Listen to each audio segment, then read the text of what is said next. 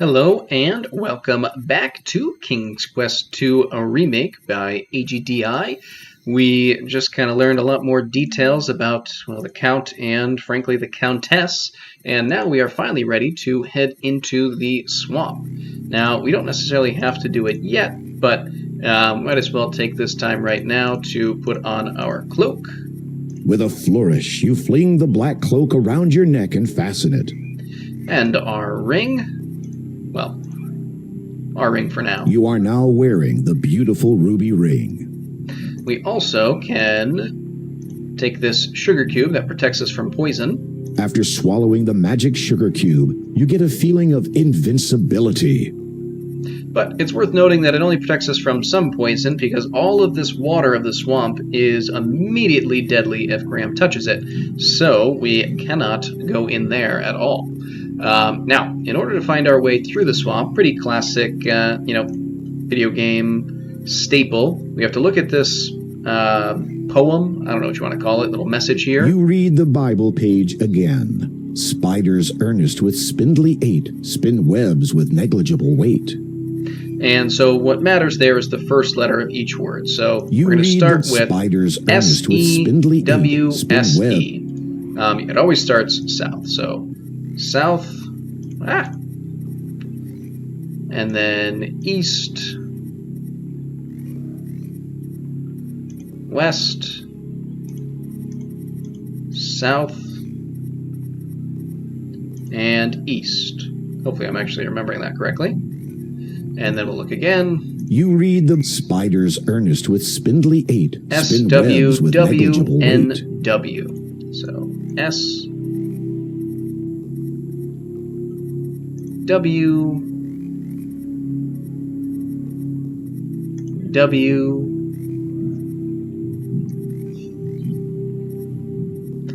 N and W. See if we did that right. Wonderful. Take a look off in the distance. From here, you cannot make out much detail. However, it is unquestionably a castle. Well, let's go to it. Oh, that's not ominous. The shrouded ghoul looks very frightening. His hands are little more than claws, and his face is nearly completely hidden inside the hood of the shroud. He is standing in a small boat. Now, hopefully I remember everything correctly, but originally, in the original version, you had to be dressed wearing the Count's clothes and ring in order to get across here with the boatman. In this case, that's not what we need, but we are going to chat with him first. Boatman, I need passage. I said... I heard...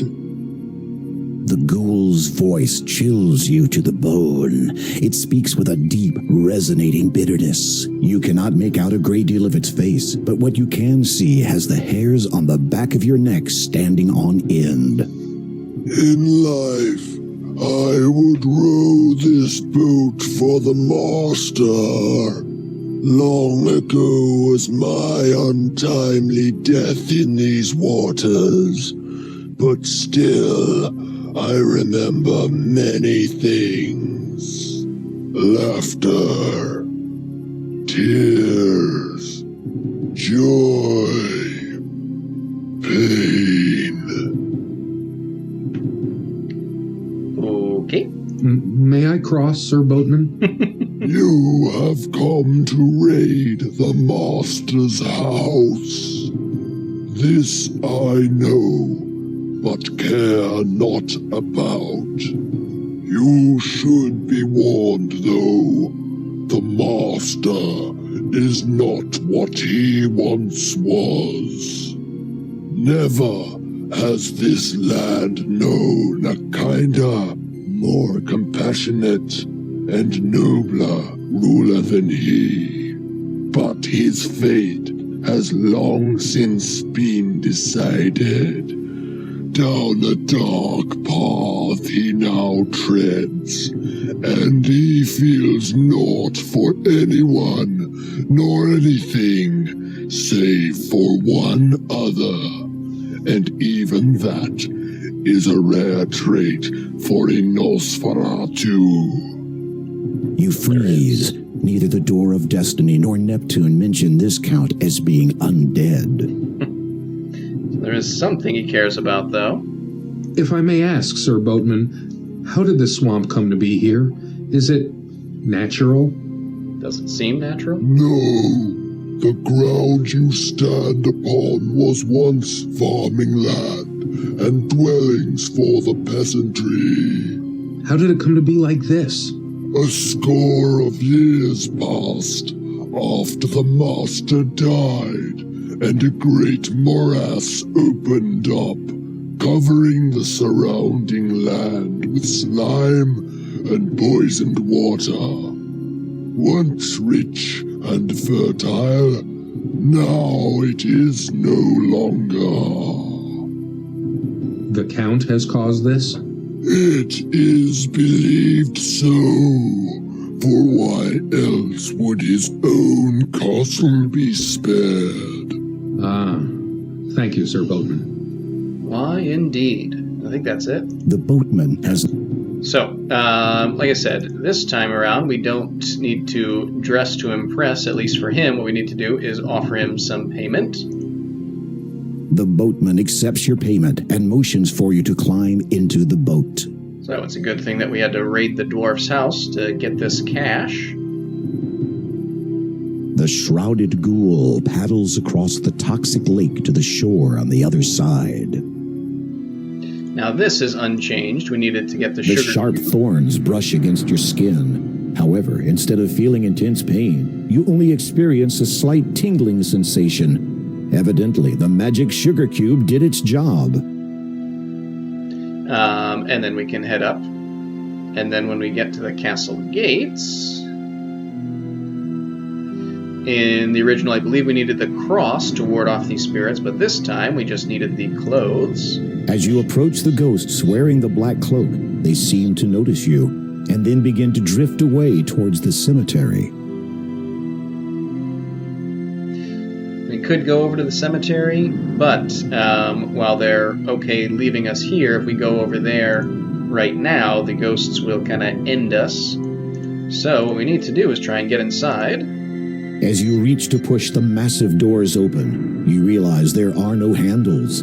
The only thing visible is a small keyhole, which slightly resembles a cross. And yes, the cross is actually the key to get in, quite literally. Having an idea, you push the crucifix into the cross-shaped keyhole. It fits. You hear a click, and the door unlocks. Now we can open You up. push the heavy wooden door open, take a deep breath, and step nervously inside the castle entrance. The moment you enter the great hall of the castle, you begin shivering uncontrollably, and not just from the cold. This place has an air of death wherever you go. As if creeping around this huge castle was not enough, knowing full well that an undead creature resides here would unnerve even the most stout-hearted of adventurers, you feel desperate to get what you came for and anxious to leave as quickly as possible. Alright, so first we're going to head off down this hallway here. And we can take a quick look around the library. This bookcase appears to recount the entire family history of the past counts of Kalima. The line apparently dates back many, many centuries. Does Graham want to hear about that? You are not interested in a family history lesson. Perhaps another time. How about over here? These books pertain to the ever-expanding world of science. As you skim over the titles, you see one that says, Evidence of a Spherical World. You shake your head. What will they think of next? And I like this response when we try to pick up a book. Science has always been a controversial subject in your mind. You'd rather hang on to the perception of the world that you were brought up with. How about back here? This would appear to be the classic fiction section. You have no interest in any of these books right now. Well, fine then. And how about up here? It is a collection of literature dealing with the arrival of the first mages and what became of their descendants, who were and are all mages themselves. Evidently, the Count must be one such descendant, hence his apparent interest in the subject. Well then, and do we want to read about it? Even though you would like to read up on how Daventry's own first king arrived with the others of his kind, you have more important things to do right now. Fair enough. Take one quick look at the statue. This marble bust must be of a past Count. While it has some resemblance to the current one, the face looks markedly different from that of the town statue. And what we really came here for was to take this candle that we got from the pumpkin way back when and light it from these candles. You can't... You hold your candle up to the candelabra flame. It catches. Your candle is now lit. Wonderful. And let's continue on. We'll head up this way. And again, we don't need to, but we can pop into the pantry here. This is just a small storage room. Rows of red wine barrels are neatly stacked and piled along the wall. At least you think they contain wine. Seeing nothing else of real importance, you head back into the dining room. Fair enough. Well, then let's just continue on. The staircase beyond is very dark. Fortunately, your candle provides just enough light to see where you are going. I don't think I've ever died on this staircase. I don't think you can anymore, but always good to be careful with these King's Quest games. Finally, the lid of the beautifully carved coffin is closed. Let's open it up. Except the thick black cloak that you are wearing hampers your efforts to lift the coffin lid. Try removing the cloak first. I don't know why you have to do this. I have a guess that I'll mention in a second, but you do have to take it off. Remove the black cloak again. Now, you can open the lid. Nervously, you lift the heavy lid of the elegant coffin. You peek into its red satin interior. The coffin is unoccupied, and you feel relief wash over you.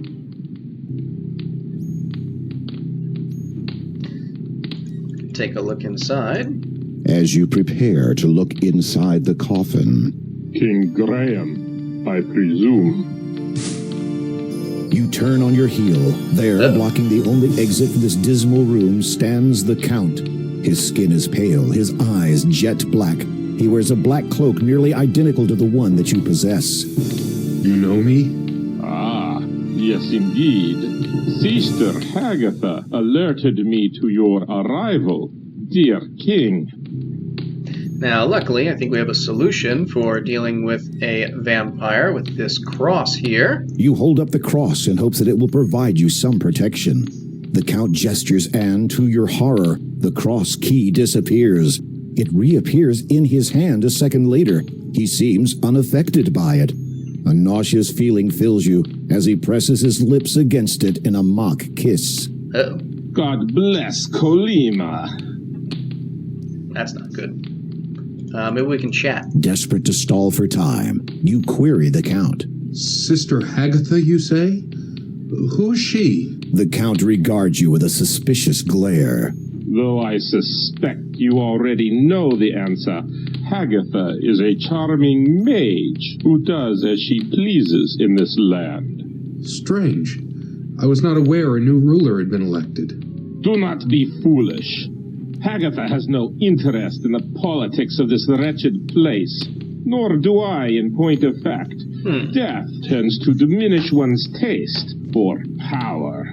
No, at present, she is interested only in one thing. As am I, your destruction. That's not great. In an instant, you are flat against the wall. The Count has you pinned so well you can't move a muscle, much less put up a defense.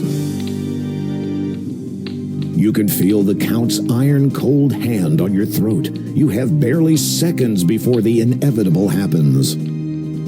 Well, clearly he doesn't have much interest in what we have to say, and I don't think that fighting him is going to do much good based on what we've seen so far, but we do know there is one thing that he cares about, so...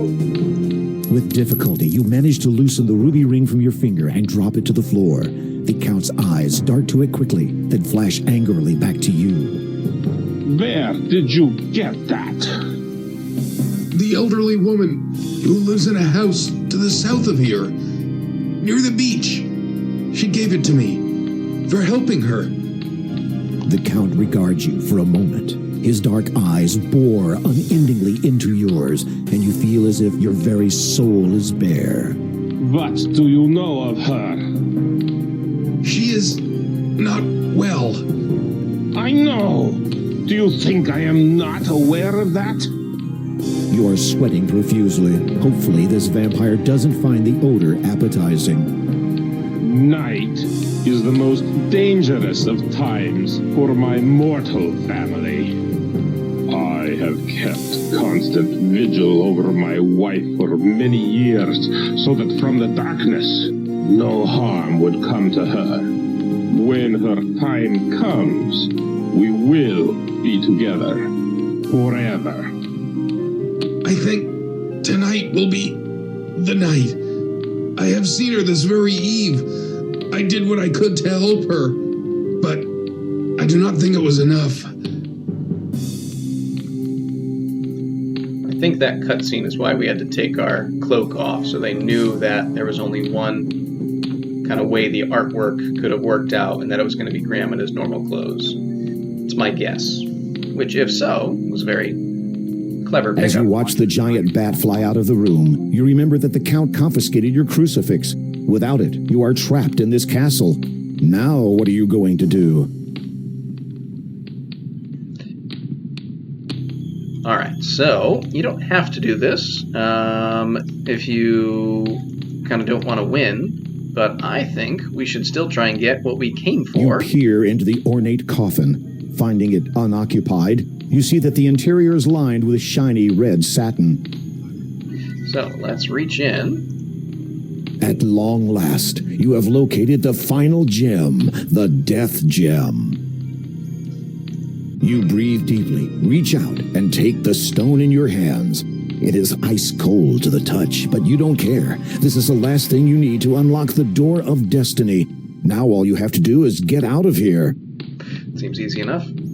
Alright, good. So, we managed to distract the Count enough to let us get the Death Gem. And now we just need to find a way out.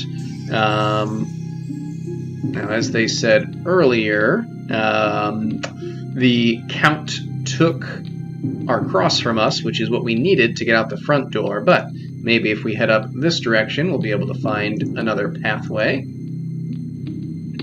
Well, let's grab this shovel here. You take the shovel into your possession. And if we head up this set of stairs, come to this landing with really not much else there. But if you look out the window... The window looks out onto the island far below. Through it, you see that the bricks of the castle might provide some footholds if you are inclined to go climbing. I think we are so inclined. So, seeing no other possible escape route, you climb onto the ledge and carefully lower yourself outside, hoping to find a decent foothold. It is a long way down. And we can just head down the wall. You're not going to, like, slip or anything. And as soon as we get down, we can head right over to the Door of Destiny.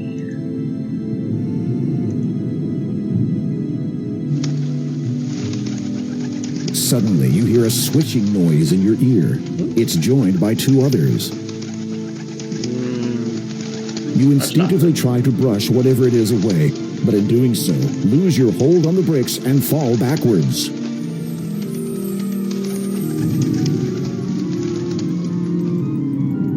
Time slows as you fall, and your world turns black. It is a dream.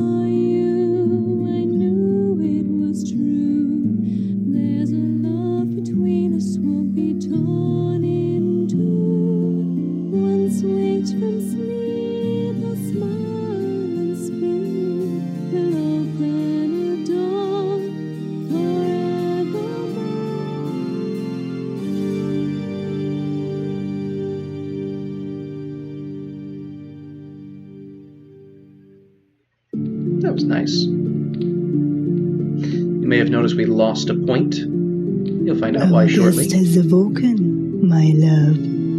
Ah, good evening, dear king. I do not believe we have been properly introduced. I am Count Kaldor, former lord of the realm of Colima. May I present my wife, Countess Lavidia? A pleasure to see you again. In gratitude to you for alerting me to my wife's grave condition, I took the liberty of preparing you a dish. I thought you might be hungry after your harrowing adventure at my window. You will forgive us if we do not join you. Our tastes differ from yours, do they not, my darling? You shudder to think what different tastes actually means, but for some reason you note that you can no longer hear any rats squeaking in the distance. Indeed, so much to become accustomed to. You shall have all the time that the world has to share to grow accustomed to such things. Well, perhaps 30 years. Happens then. Should the father locate the item by then, there might not be enough world left for anyone afterwards. Has this father to do with why you frequently went abroad, always with that cloak of yours? Most certainly. But I think that my affiliation with him and his association has come to a close. My obligations to them took me away from my beloved too often. I do not wish to repeat that mistake. You are Seems forgiven, my love. Agatha overstated his Their loyalty. attention, which seemed to have wavered momentarily, now redirects back to you. Well, well, well. What to do with this one? What were you going to do with him? Kill him. I had quite clear instructions from Agatha, who had apparently received them from the father himself. But if you are not, as you say, affiliated with his association anymore, They both share a knowing smile. tell us, King Graham, why are you here in Colima? You take a deep breath, trying to ignore the fact that you are the only one capable of doing so, and relate your story of the vision in the magic mirror and your quest to find the 3 gems of nature. The Count and Countess exchange cryptic smiles. Romancing the stones. Indeed. Obviously, that was a private joke, as you did not understand it. I wonder if it's supposed to be a dirty joke? I'm not sure. So you search for the one with which you would share the rest of your life. On that I cannot fault you, nor on your intentions here. Therefore, I can forgive the trespassing. However, there is the matter of the dark gem you wish to remove from my castle. And this is why we lost that point we got earlier. He took the gem back. I place a deal before you. I am looking for a magnificent sapphire-encrusted tiara. It is a valuable family heirloom and has been on this estate for centuries. This castle and its estate are old, though. It could be virtually anywhere, in any number of hiding places. I suspect there are many that even I am not aware of. I wish to present this tiara to my wife as a gift to commemorate the eternity we shall spend together. If you can find it and bring it to me before sunrise, then I will give you the gem you seek and your freedom. You nod, unable to believe that you have virtually been ushered away from death's door just so you can run an errand for a couple of vampires. You do not want to think about the consequences if you fail to meet the deadline. Alright, so we are going to have a little bit longer of a chat, but just before I forget, let's grab this ham here. This annoys me a little bit, because I think if You you don't take pick it the up now, ham from the dining table. you might lose the opportunity, which can mess you up later, but we got it, so we don't need to worry. Pardon my asking, but as the Countess of this realm, I presume you have lived in this castle before now? Yes, that is so. Then how did you come to live in that old house by the sea? After my husband died, I continued to live in the castle for a time. I watched my newborn son grow into a man, marry, and have a child of his own. Possum. Yes. Shortly after her birth, however, my son and his wife both befell a tragic end at the hands of... The Countess looks pained and appears unable to continue. I apologize if I have caused you to relive your grief. A vampire cannot truly feel grief, but perhaps my wife still recalls hers. I shall continue for her, if you so wish. Please do. Please, if I may know, how were your son and daughter-in-law lost to you? They were slain by the Brotherhood. The Brotherhood? You have met them at the church. Your mind reels, so that is the connection. Finally pierced it together, huh, Graham? Why would the Brotherhood kill your heirs? Oh. As you have just guessed, the Brotherhood wish an end to the reign of my family. Why else would they give you the means to penetrate my domain so that you could do their dirty work for them? The cross key. Exactly. Stolen from me through stealth and their own brand of magic. The Counts of Colima have all descended from a single bloodline. We have always been partial to change, as opposed to the stagnating status quo of the Brotherhood. Over the last few decades, the Brotherhood have tried to dispose of my family as best they could. That which I am now was brought about by them. They were the ones who set the monstrous, infected bat upon me. Long have I cursed my ineptitude. I should have used magic to defend myself. Do not be so hard on yourself, my dear. I remember that night well. That hideous creature gave you no chance. Perhaps. But I should have awoken from my dark sleep sooner. Then I would have been able to protect our beloved son and his wife, and you would not have been forced to flee the castle, to live out your days in that wretched old house under a false identity. It was not so bad a time. Dear little Possum loved it. I hope she will be as happy in her new home. She has a new life now, with no reason to fear any more. This Brotherhood. Are they real monks? They were once, but something happened to them. Local folklore would have you believe that Weirwood Forest is a host to certain entities, spirits of the wild they are called. And what of them? I believe the monks encountered these spirits. What occurred specifically is beyond anyone's knowledge but their own. But it is evident that the men were given the ability to transform themselves. Unfortunately, their minds were apparently transformed also. They began to believe they were destined to rule, and since have presented great danger to myself and my family. So the danger you face is not a result of some decades-old feud? Not at all, dear king, though history will likely reflect such. But, to answer your question, the members of the Brotherhood are no longer the goodly monks they once were. They do not represent their fellow brethren well. Interesting. I don't think they have anything else. So, I have until just before sunrise to retrieve this tiara? That is correct. And if I am unable to before that time? The Count's eyes glint red as he looks directly into your own. For your own sake, I shall hope that you are successful. You bravely suppress a shudder.